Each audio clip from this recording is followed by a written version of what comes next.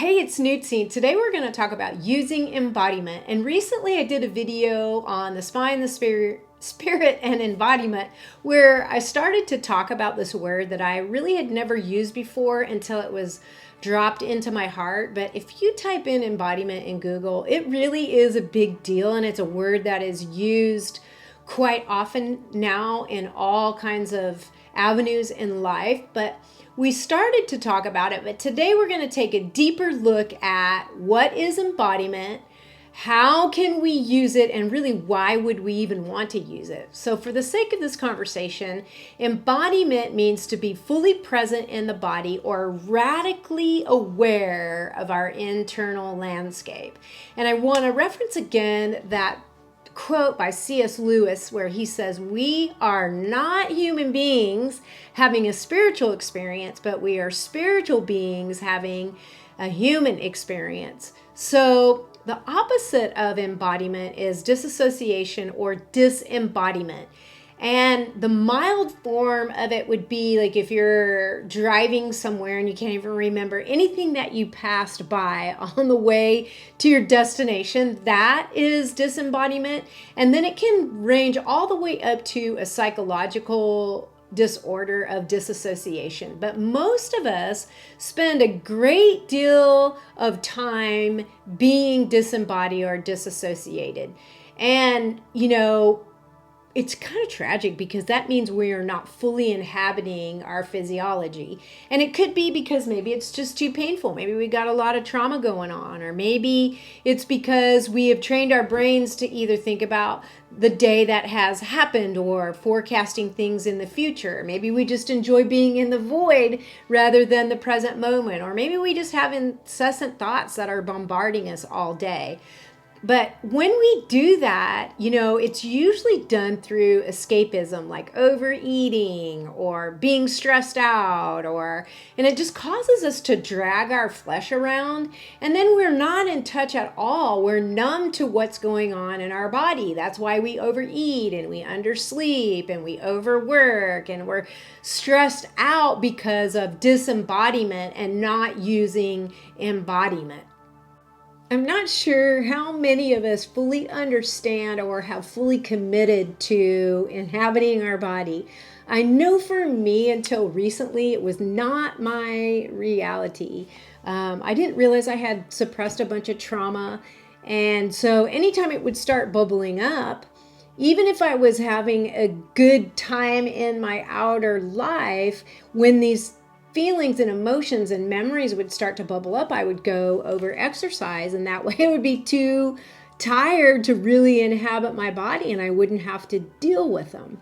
But for the most part, our feet are adhered to this big blue ball by divine design, and we are supposed to experience our life living in this heap of flesh. And our body then is animated by our soul, or the divinity within us giving us life. And what's really interesting, in 2016, they took the first video of what it looked like for a sperm to fertilize an egg. And when they filmed that, what they found is when that happens, when that particular sperm fertilizes that particular egg and makes a human being, there is a spark of light and a sound associated with that. And our spark of life that is animating our body is supposed to, continue to amplify and enhance. And, we really do have the capacity, starting with that big bang that happens, to carry light and sound. And our bodies are this elaborate technology filled with creative force, and it's supposed to help us to be able to discern or distinguish or intuit things that are beautiful, and then also things that will harm us or be injurious. And what happens when we're not embodied, we're not in touch with any of that. We work so hard that we burn ourselves out, or, we overeat where, it makes us so sleepy. It would take skywriting in order for us to get a divine message. So if you're anything like me, you're like, hey, I don't want to continue dragging this heap of flesh around. I want to use my body in a better way. Like, I don't want to be sick. I don't want to be exhausted. I don't want to overeat. I don't want to undersleep. I don't want to be so stressed out. Well, the first thing that I would say that, we have to turn our mind's attention on the body to be embodied. And the problem here is that our current culture, our modern culture, runs in direct opposition with that.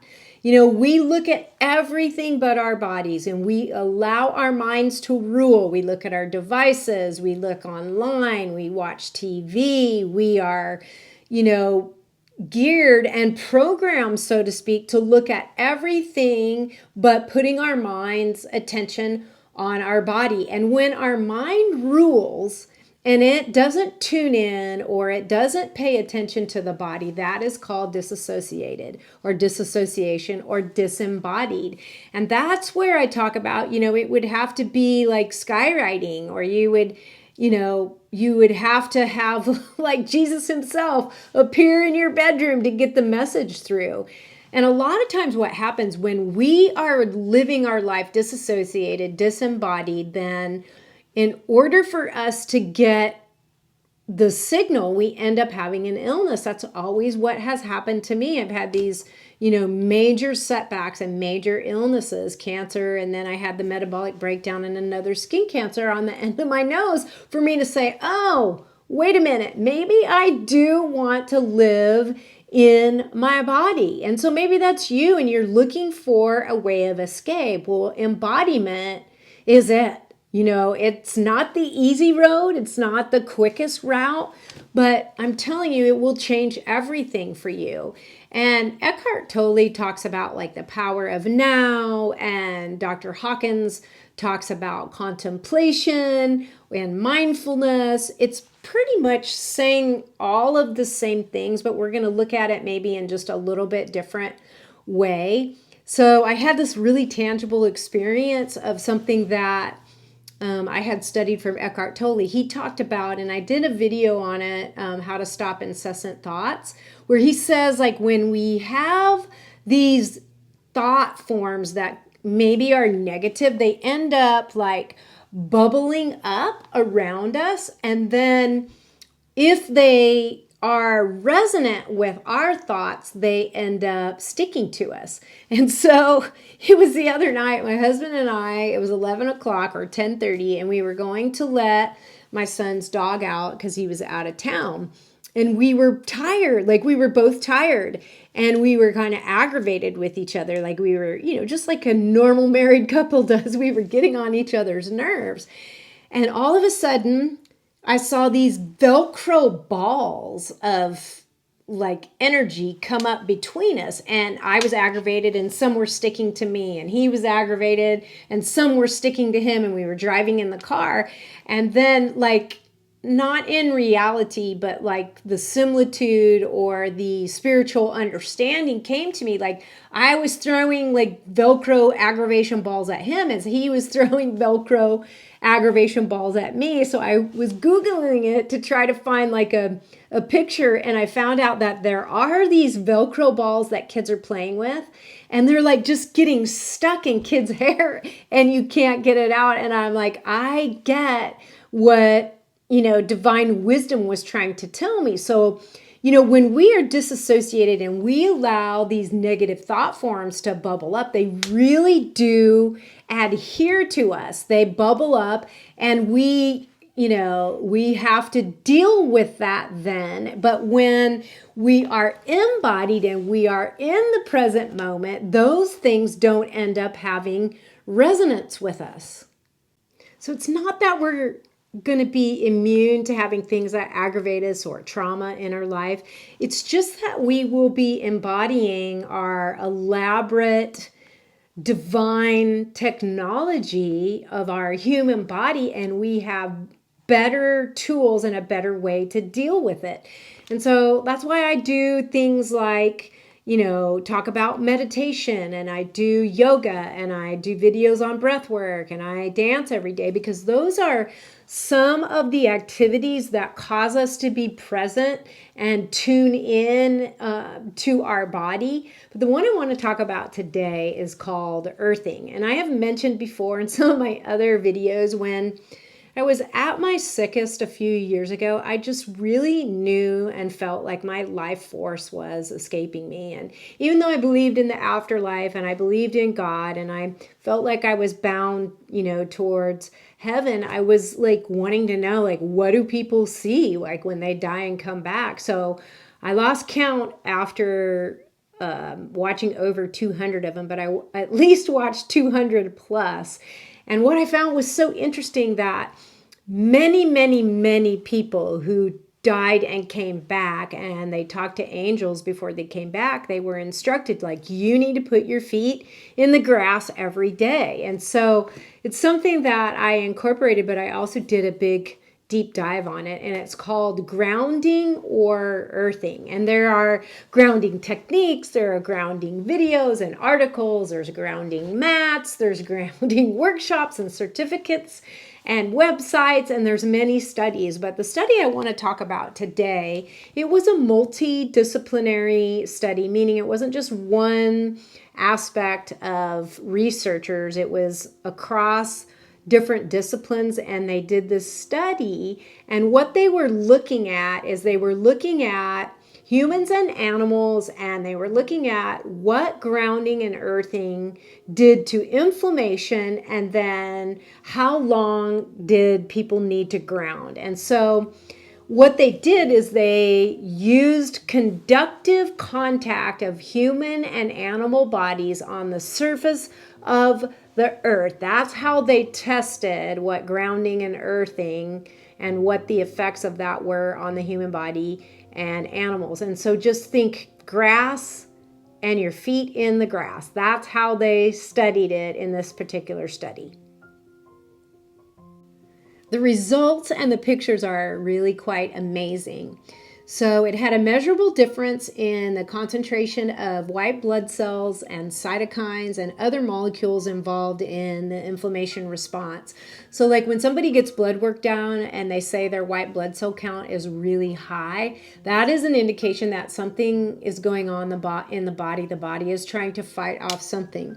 And so it reduces and even prevents the cardinal signs of inflammation. It had a rapid resolution of painful chronic inflammation just from grounding and earthing.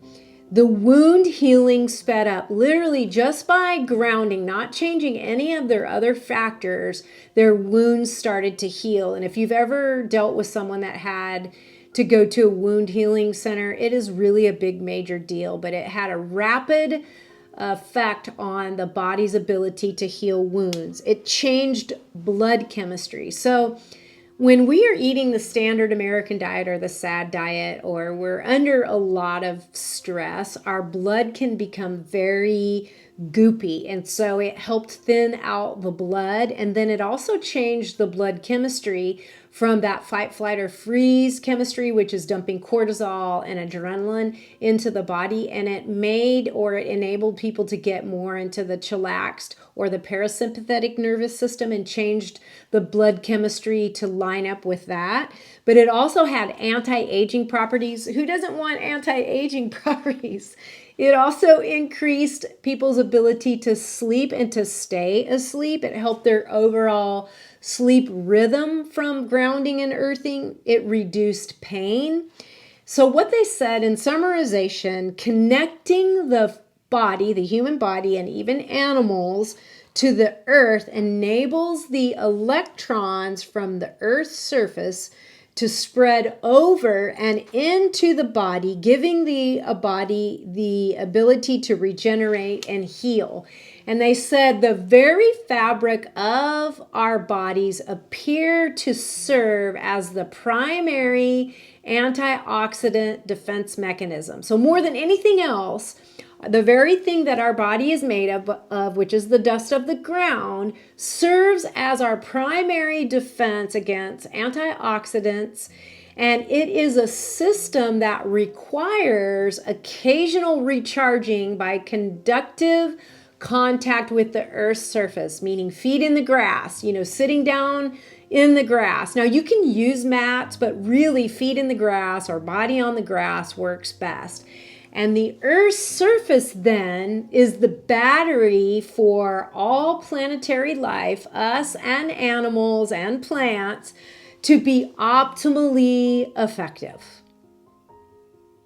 The findings of this study suggest that it could be practiced or optimally practiced every day, 1 to 10 minutes a day, and it just breeds unbelievable results. And so, it's just one tool that we can use to practice embodiment. And I think we could say then embodiment is just removing the mind as director and using our body as that tool to discern and to distinguish things that are beautiful and helpful and stay away from things that are injurious or harmful. And, we have to slow our mind down and really turn our mind to observing what's going on in the body. And what that does then is it knocks us out of fight, flight, or freeze, and our mind doesn't get to be that fish flopping around on a hot rock or like that, ping pong ball bouncing all over the place. And then, we have all these chemical reactions that we can't be in the present moment. We can't be in contraction and growth at the same time. And so instead of us, having to drag our heap of flesh around and escaping using our elaborate technology for intuition and discernment, we end up, escaping. And then if you're anything like me, we end up having an illness because we are just not listening to what the body is trying to tell us. When we cut ourselves or when we break our arm, the body has this innate intelligence to start healing right away. But when we're overeating and overspending and we're exhausted and we're using escapism and we're in depression and anger and sadness and boredom and the monotony of our life, we're just trying to escape from it. We're not going to be able to be in the present moment. And so the better way is to really, do embodiment as a practice. And I hope you'll start earthing, and I'm going to be talking about some other things coming up. But, from the moment of conception, when that sperm fertilizes the egg in our mother's womb, we are a spark of light and sound, and we have light carrying capacity, and we are created in the image of the Creator, and we have divinity on the inside of us. And, it is such a worthy journey to find the divinity and the hero in your own soul, because the kingdom of heaven is on the inside, and happiness is an inside job. So if we can marry our mind and our body with our breath, then we can really embody the divine spark that we were created with from the moment of conception. So I really hope this resonates, and I hope you will stick your toes in the grass and you will begin to, kind of tune to the inner landscape of what's going on in your body. And I am going to talk about what do we do when we have these traumatic emotions that come up, other than just the angry Velcro balls that we might throw at someone when we're driving down the road, or just by, being tired and living with someone. I'm going to talk about how do we excavate and how do we go through those and how do we navigate that, because it's been an amazing journey for me. So anyway, I would love to hear if you're excited about this, if this is resonating. And when you comment below, it really does help the circulation of my videos. And I'm so passionate about helping people, gain spiritual openness and mental toughness and, physical mastery. So until next time, put your toes in the grass and embody this elaborate technology that is made up of the dust of the ground. So until next time, be blessed.